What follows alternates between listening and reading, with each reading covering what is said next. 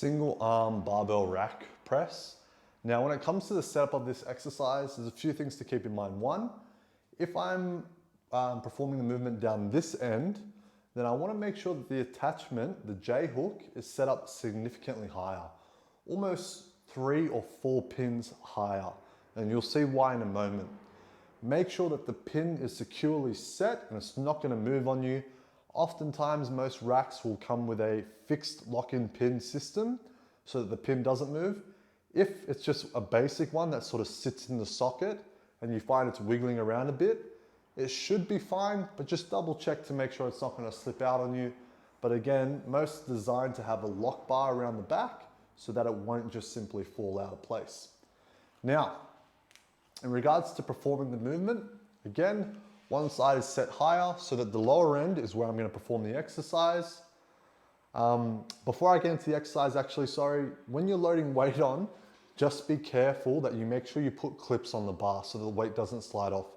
For obvious reasons, because of gravity, if I put a weight plate on, it'll just simply slide off and fall off when I'm performing the exercise. So again, when you put the weight on, make sure you put a clip or a J hook or something, not a J hook, a clip or a lockjaw or something to secure the weight in place so it doesn't slide down on you.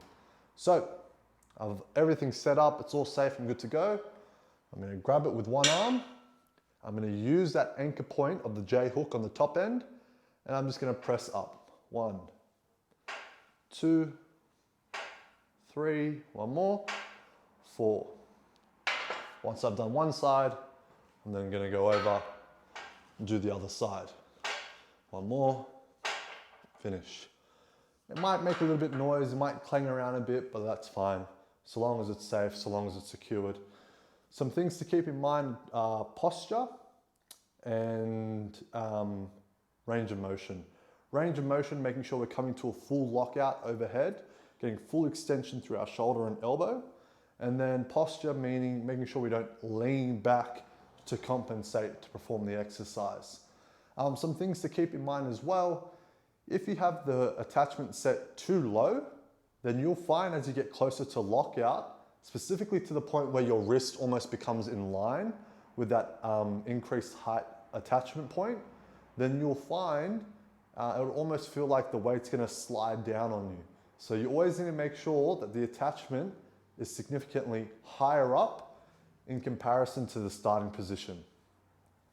Other than that, control, don't use momentum, and it's pretty straightforward. No need to load any weight on this side as well. On the back end side, just load weight on this side, and again, make sure you use clips or something to secure the weight.